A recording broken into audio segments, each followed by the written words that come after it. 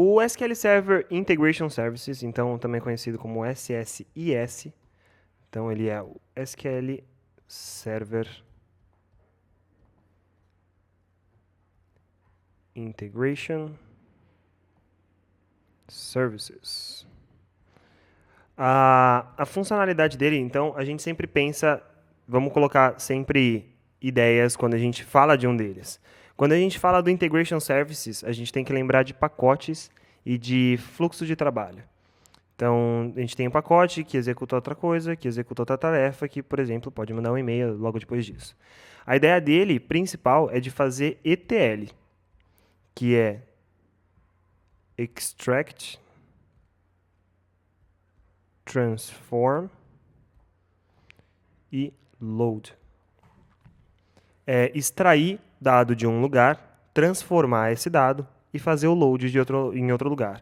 O mais comum, os cenários mais comuns, a gente tem várias tabelas dentro de uma base de produção.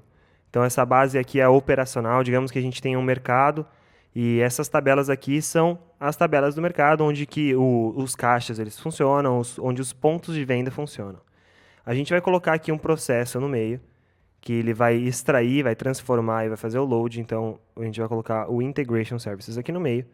E depois a gente vai criar outros tipos de tabela que vai ficar dentro do nosso Data Warehouse. O que é o Data Warehouse? É onde a gente vai colocar os dados históricos em relação ao nosso sistema. Inclusive, o modelo de bases entre um e outro é totalmente diferente. As tabelas aqui, elas seguem a terceira forma normal. Então, o relacionamento que elas têm entre umas e outras é muito diferente em relação a essas outras bases. Então, a gente tem uma base que ela vai se conectar a outra base, que essa aqui vai se conectar a essa aqui, ao outro banco de dados, que vai fazer relação a esse banco de dados, a essa tabela e a essa tabela. O que a gente não tenta fazer ao máximo dentro de um banco de dados de operação é fazer com que o dado seja repetido mais de uma vez dentro de uma tabela. Então, a gente tenta evitar ao máximo criando várias tabelas e salvando esses dados como ID, como chaves externas dentro desses dados. Dentro do Data Warehouse, vou colocar aqui, do Data Warehouse, o tipo de informação é o que a gente sempre chama assim, de star schema. Tem outras maneiras também de serem representados, mas a quantidade de tabelas é menor e a gente tem sempre a tabela fato, onde o fato está, e a gente tem as dimensões. Mas a gente não está falando de Data Warehouse, nem de Analysis Services, nem nada disso. A gente está falando de ETL. Então, o serviço do Integration Services, a responsabilidade dele é de pegar esses dados que estão na parte de produção, que estão de uma maneira, transformar esses dados aqui internamente e fazer com que eles sejam carregados dentro de outras tabelas que vão ficar dentro do nosso Data Warehouse. Então, a gente vai tirar do operacional informações, vai extrair informações do operacional e vai colocar dentro do nosso Data Warehouse as nossas informações. Esse que é o serviço do ETL e essa aqui é a funcionalidade do ETL. E como que ele faz isso? Ele faz através de pacotes. Então, digamos que a gente tem um pacote de ETL Então, vou colocar aqui o nome, vai ser Produção Data Warehouse. Ele é o pacote responsável por fazer essa transferência de dados, por fazer toda a noite a extração dos dados lá de produção.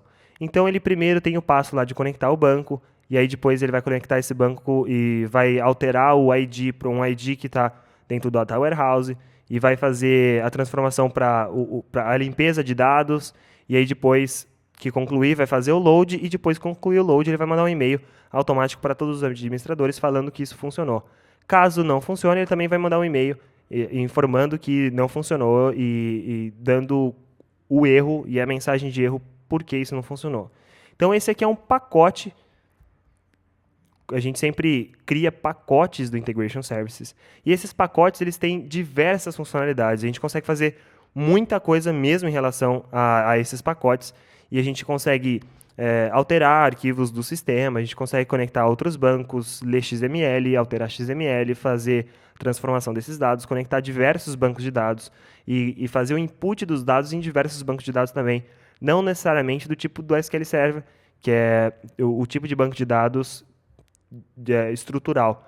A gente consegue mandar informações em XML para outros bancos, para outros serviços, conforme for necessário. Então, o Integration Services, ele tem essa ideia de fazer o ETL, mas ele, com esses pacotes e com essas funcionalidades que a gente tem, a gente consegue criar uma infinidade de operações, uma infinidade de sequências que são os workflows. Esse aqui é um workflow, é uma sequência que é realizada, uma sequência de trabalho, um fluxo de trabalho, para diferentes necessidades da nossa empresa. Então, esse aqui é o Integration Services.